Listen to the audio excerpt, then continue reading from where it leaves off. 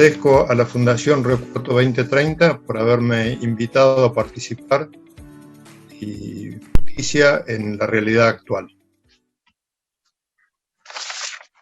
Un par de aclaraciones previas sobre a qué me refiero cuando digo justicia y a qué me refiero cuando digo realidad actual. Digo esto porque en realidad el sistema judicial se ha apropiado del término justicia, dejando afuera otros mecanismos, otros métodos de llevar adelante la justicia en la sociedad. Y simplemente lo hemos utilizado como título de esta conversación, de este conversatorio, por una cuestión práctica de síntesis. Pero quiero dejar aclarado que cuando me refiero a la justicia, no me refiero solamente al sistema judicial, sino que me refiero a todos aquellos mecanismos que nos permiten vivir en una sociedad equitativa y donde todos tengamos la posibilidad de una vida digna. Y con respecto al sintagma realidad actual, tiene que ver con esto que se viene hablando de la nueva normalidad. En realidad no hay tal normalidad, la realidad es siempre cambiante. Me pareció adecuado vincular estos dos términos. Justicia por un lado y la realidad que se está configurando a partir de transformaciones que se vienen produciendo hace más de 50 años, creo que con crisis generada por la pandemia del COVID-20, nos ha enfrentado mucho más drásticamente estos cambios que se vienen produciendo. Indudablemente que estos cambios ponen en evidencia la desactualización del sistema judicial, algo que no es nuevo, porque en realidad, tal como lo conocemos hoy, al sistema de protección de derechos y de resolución de conflictos, que es lo que hace el sistema judicial, fue creado, fue diseñado para sociedades muy distintas a las actuales. Fue diseñado para sociedades estables, donde los cambios se daban en procesos muy largos, en tiempos muy largos, y además en sociedades uniformes o que se tendían a estandarizar. Y las sociedades actuales, por el contrario, son sociedades multiculturales, donde no solamente se tolera, sino que se fomenta la diversidad, porque es lo que hace a la riqueza de las relaciones humanas y a la posibilidad que las sociedades no se anquilosen, no se estanquen, pero además son sociedades donde lo característico es ya no solamente los cambios, sino la aceleración de los cambios. Cada vez se producen más cambios en menos tiempo y cambios más profundos en menos tiempo.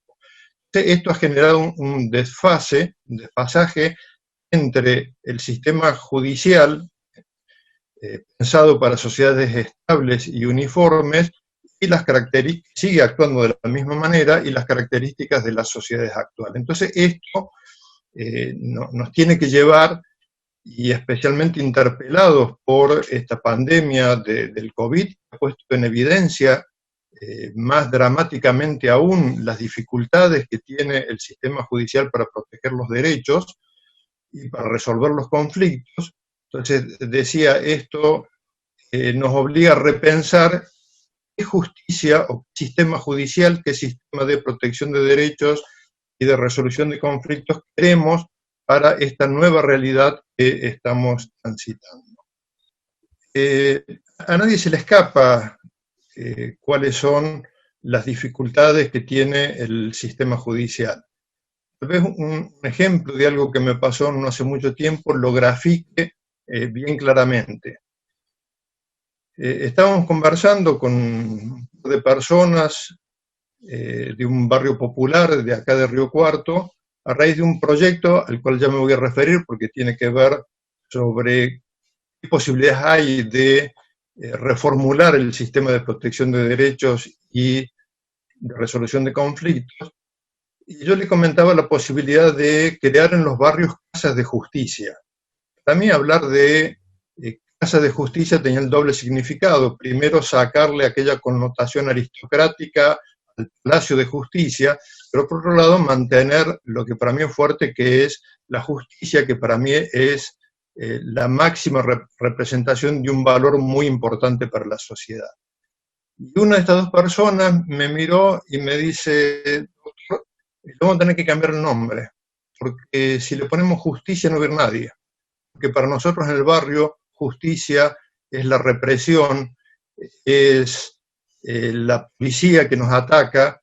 Entonces, bueno, a mí me dejó pensando esto, que para ciertos sectores de la población, que aun cuando la critican, la ven como una opción para solucionar problemas, para otros sectores de la población es lo contrario a lo que debiera ser.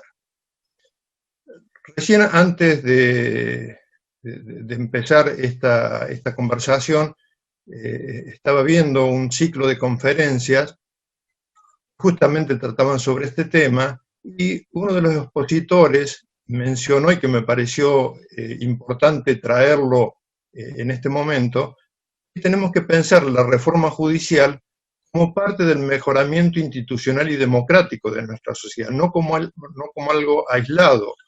Es decir, el sistema judicial forma parte de un sistema institucional y democrático que tiene muchas carencias. Entonces, lo bueno sería procurar pensarlo en un sentido más amplio para que sirva como potencial transformador de toda la sociedad y de la vida democrática. Y en este sentido yo vengo pensando en dos aspectos interrelacionados. Uno tiene que ver con el mecanismo para avanzar en la modificación del sistema judicial y por otro lado en cuál es la función que debe cumplir y cuáles son los métodos que hay que utilizar para lograr esa función. En relación a esto último, yo creo que tenemos que salirnos del sistema tradicional de resolución de conflictos basado exclusivamente en el sistema que técnicamente se denomina por adjudicación. Es decir, dos partes, cada una con su abogado, se presentan en una lucha argumental y un tercero imparcial decide quién tiene razón y adjudica el derecho a uno de ellos y al otro, o a la otra parte, la obligación correlativa. Este es el sistema que se da dentro del Poder Judicial. Así los jueces resuelven los conflictos.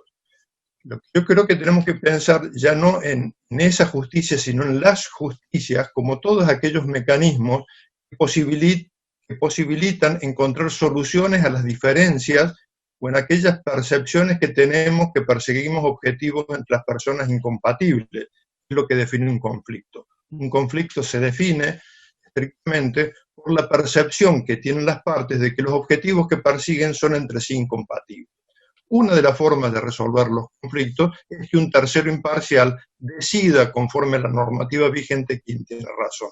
Hay otras formas más económicas, más rápidas, más flexibles, muchas veces más adecuadas para resolver los conflictos porque contemplan mejor las necesidades y los intereses de las partes que el sistema por adjudicación.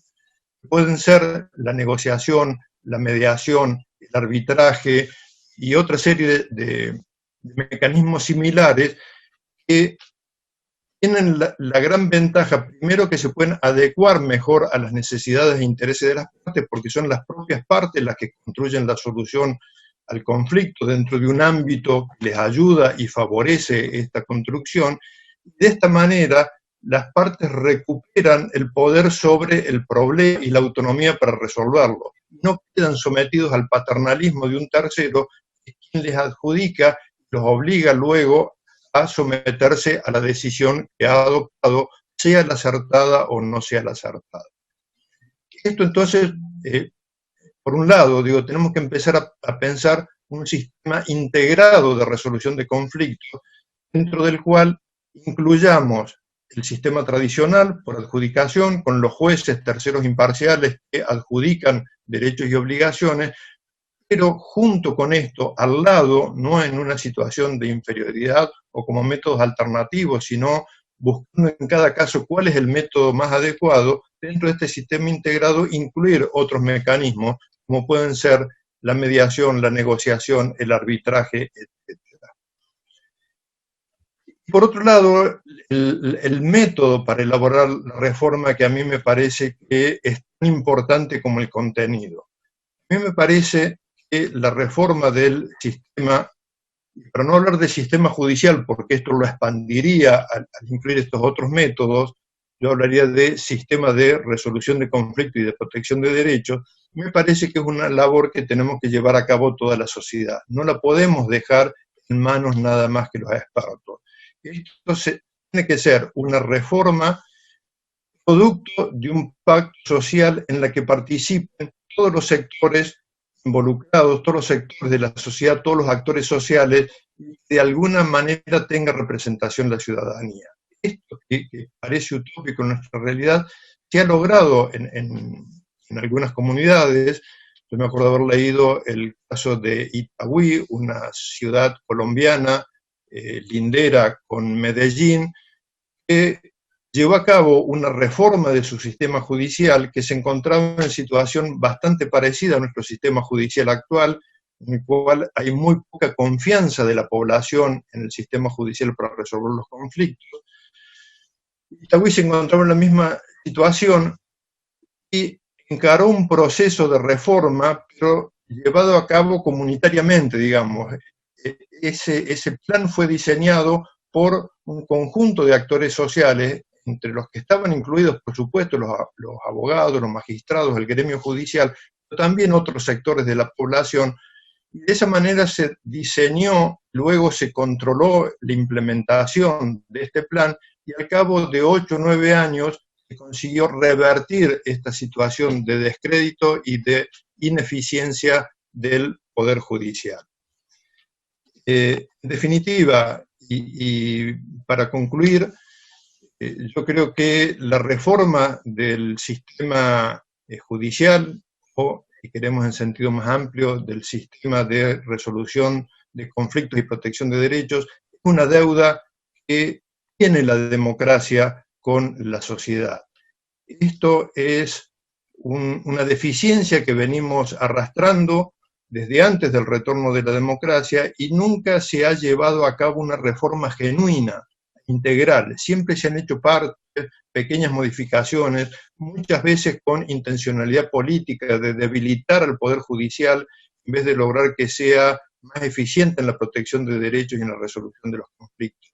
Me parece que esta deuda la tenemos que saldar, y la tenemos que saldar democráticamente, es decir, participando todos en un proyecto de reformulación genuina del sistema judicial o del sistema de protección de derechos y resolución de conflictos, para que sirva realmente a su destinatario, que son los ciudadanos, los habitantes de nuestra ciudad y de nuestro país.